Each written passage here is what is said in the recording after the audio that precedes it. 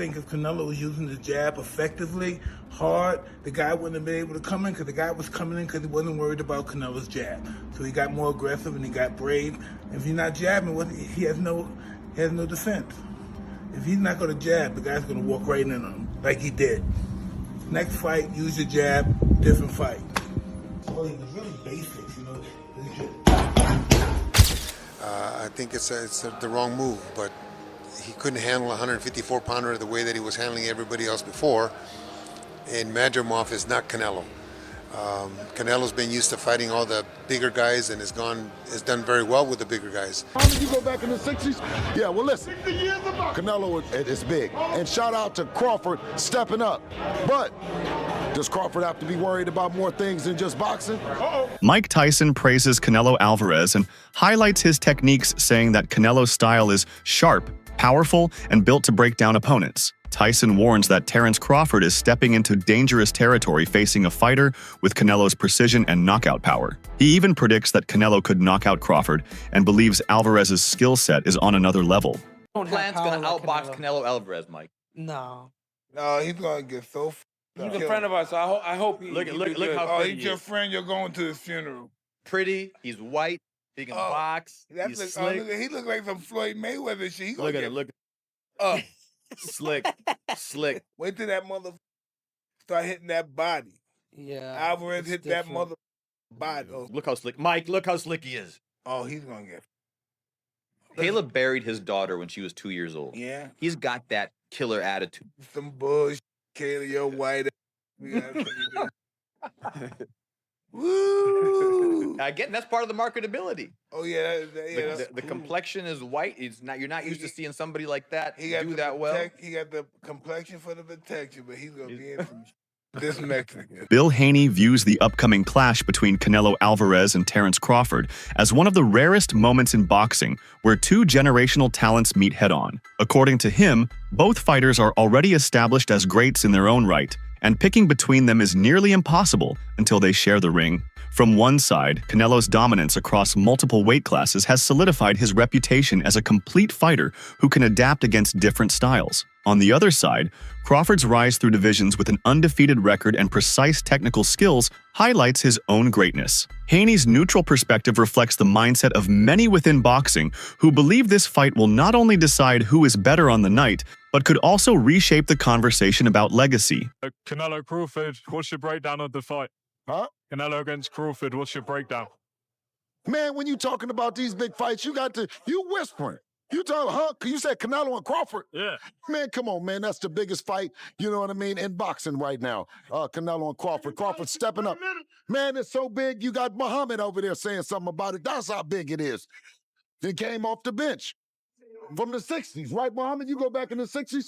Yeah, well, listen. 60 years ago. Canelo is big. And shout out to Crawford stepping up. But does Crawford have to be worried about more things than just boxing? Absolutely. Let's go. I didn't say he has to do any accusing, nor we would do that, but I'm saying is, let's worry. If you watch what happened to Devin just came out and said the damage is done after the fight. You can never go and repair that. So let's be cautious, let's be prepared, and at the very least, join 365 Bada, 365 drug testing like Devin is doing. Shut up. Mike Tyson did not hold back when discussing Crawford's chances against Canelo Alvarez. Standing alongside the Mexican superstar at a press conference, Tyson argued that Crawford is simply too small to realistically compete at this weight. He insisted that boxing fans might want to see courage and ambition, but when it comes down to physicality, the size gap matters. Tyson's words cut deep, because they come from one of the most feared fighters in history, a man who knows firsthand how important natural size and strength can be in a fight. Mike Tyson, he says that this is a fight that nobody calls for. It's just simply too much of a size difference. Shannon Briggs is the believer in styles make fights, skill set, and the skill set of Canelo Alvarez versus the skill set of Terence Crawford favors the skill set of Terence Crawford, not only just to win, but to possibly stop Canelo Alvarez for the first time in his career.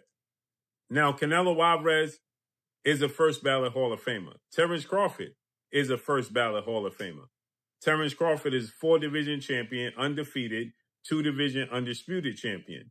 Abel Sanchez, known for guiding Gennady Golovkin during his peak years, voiced strong skepticism about Crawford's ability to handle the challenge ahead. His reasoning is rooted in weight class history. Sanchez reminded fans that Crawford has never fought at this level before, and moving up comes with huge risks. He drew attention to Dmitry Bivol, who is a natural light heavyweight, and still had to dig deep to beat Canelo, despite having advantages in size and style. For Crawford, who has not fought anyone at this weight, the gap is even greater. Sanchez's doubts emphasize the reality that skill alone does not erase physical limitations. Even a fighter as sharp and tactical as Crawford must prove he can carry the extra size effectively against someone who has spent years battling much larger men. This perspective highlights the razor-thin margin between ambition and danger in boxing. Valid Hall of Famer. I just think that moving up in weight without having fights to merit that, I think it's the wrong move. But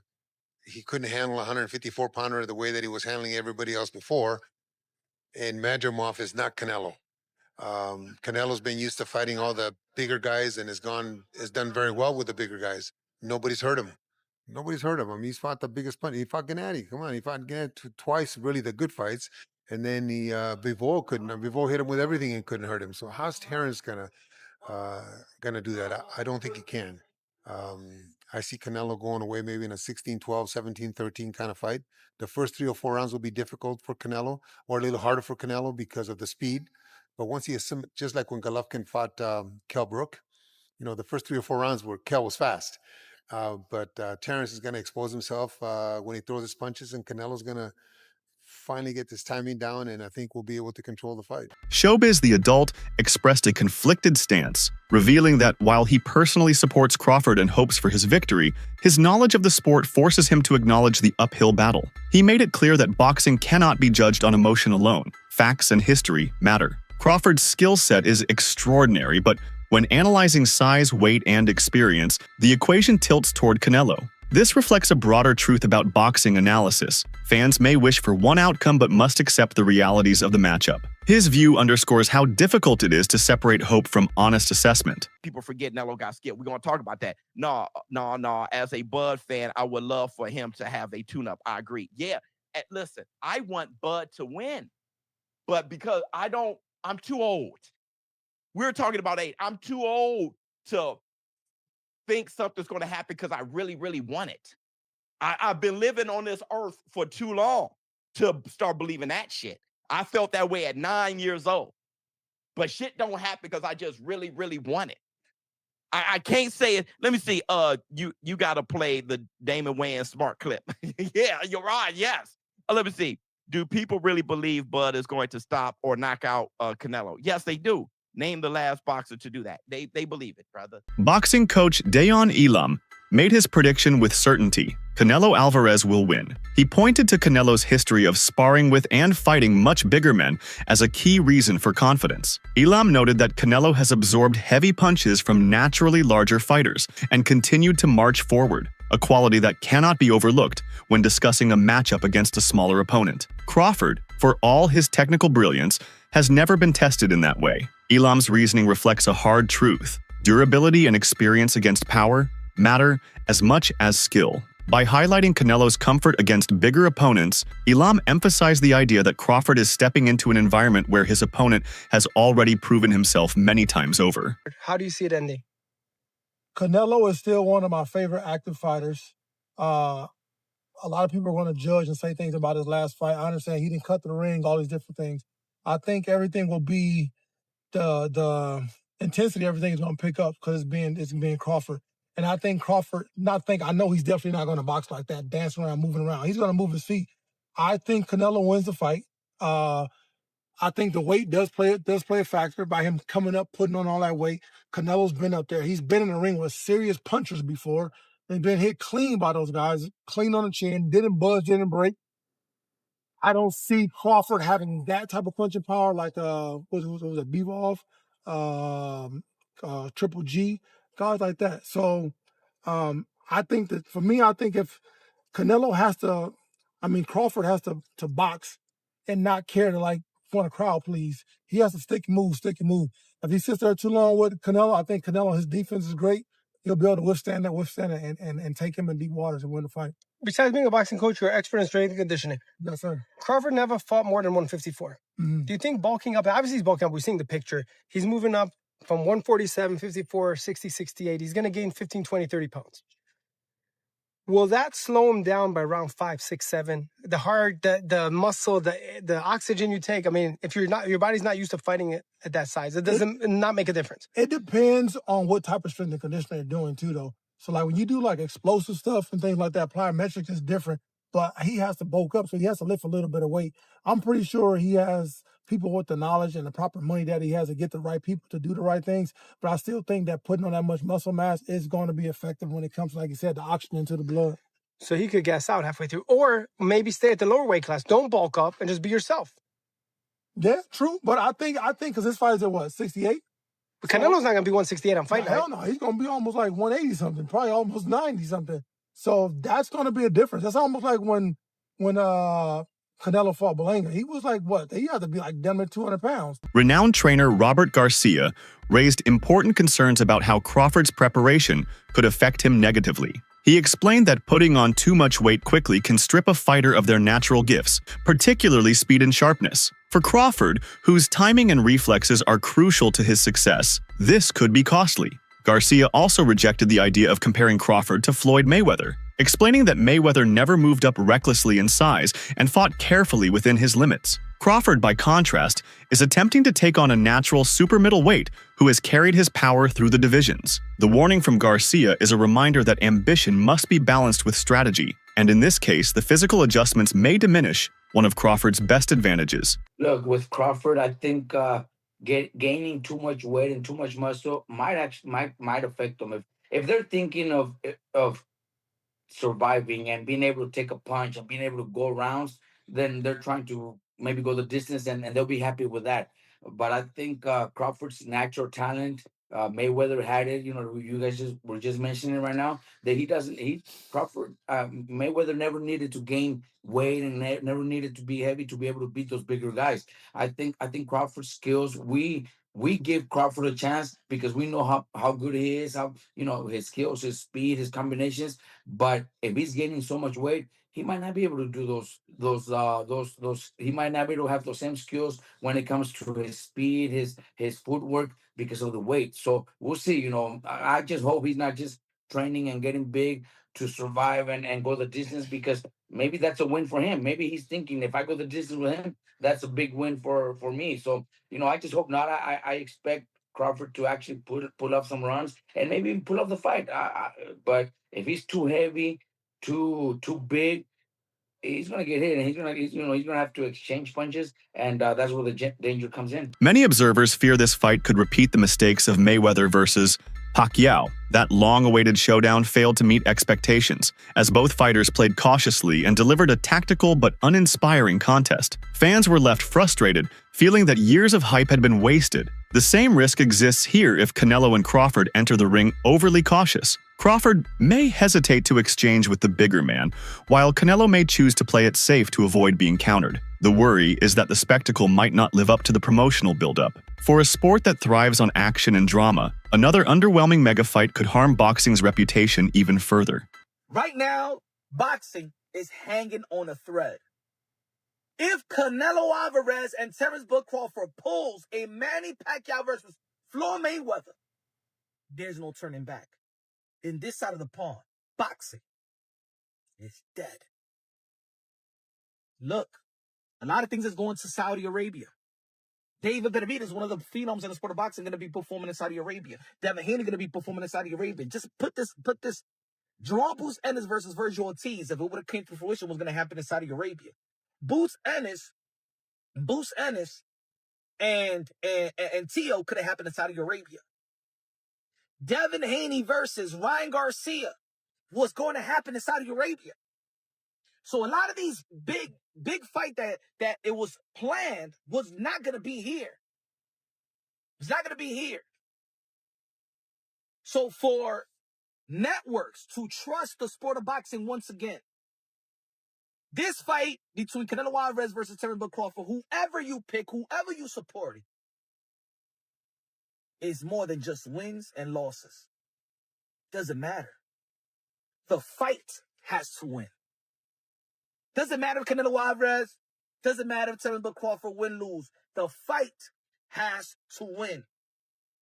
Just like when it was Hagler versus Hearns on a Monday, prime time. Prime time. That was a fight on a Monday, prime time, free TV. They put up a wonderful performance to this day. People still remember, and it was only 3 rounds. Canelo Alvarez and Terence Crawford, they better show out and entertain. Because if they lay an egg, boxing is dead. Former champion Chris Algieri provided valuable insight by drawing on his own experience. He explained that gaining size changes the entire feel of a fight. Movements slow down, timing becomes harder to maintain, and the added weight does not always translate into more punching power. Algieri stressed that Crawford's world-class skill remains intact, but the new weight could make the later rounds especially challenging as stamina drains. Crawford is Terence Crawford. But John Ruiz is not Canelo Alvarez. So that's another aspect of that comparison.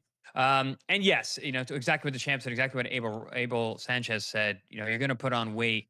You're going to be a different fighter.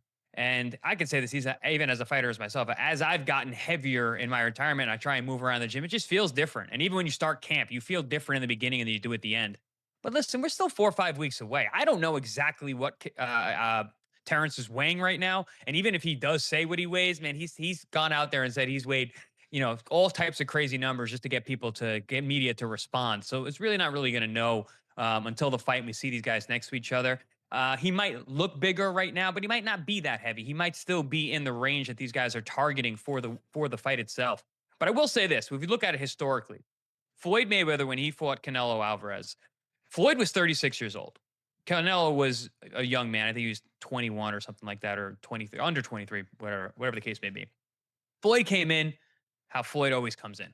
He didn't try to put on weight for that fight. I think he came in 150 pounds like he always did in his big fights, and even at 36 years old.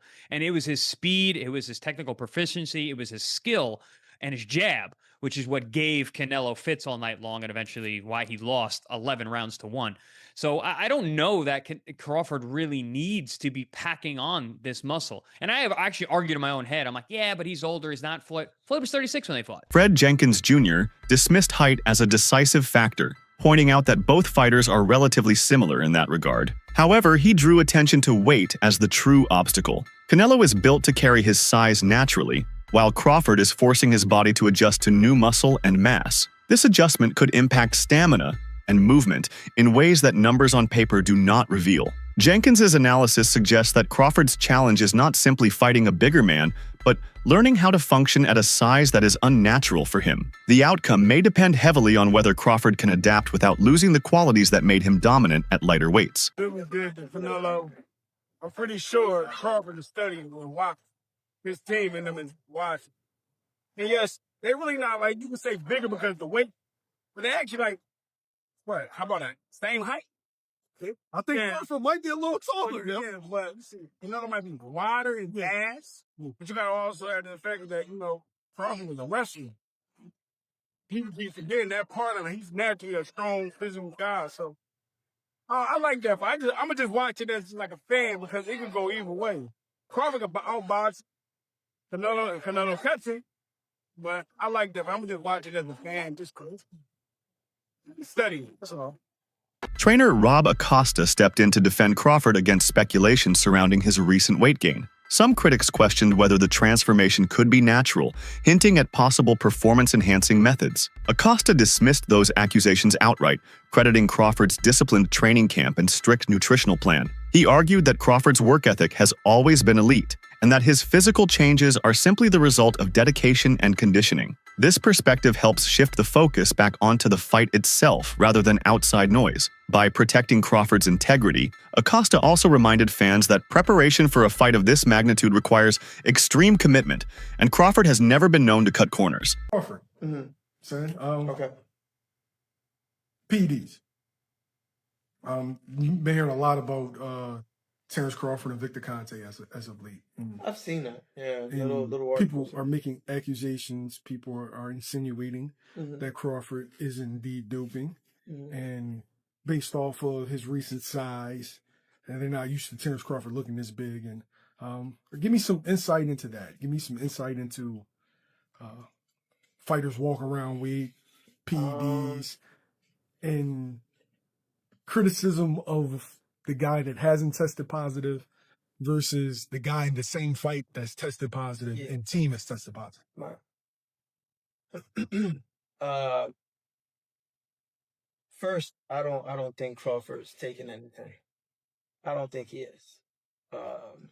I think just the size difference in what he walks around to what he's been looking lately. That is that's just something that possibly, that's how he walks around. Now, Crawford's physique, he's the type of guy that if he becomes heavy, it shows in his face, it shows in the obliques, but he still got abs, he still got definition in his chest. You know what I mean? So he could just possibly just look like that. Now, mind you, there's still a decent amount of time. We're still talking about 4 weeks. So I'm curious to see how either wherever he is, the cut goes, or however low he goes, how it gets constructed on the way up.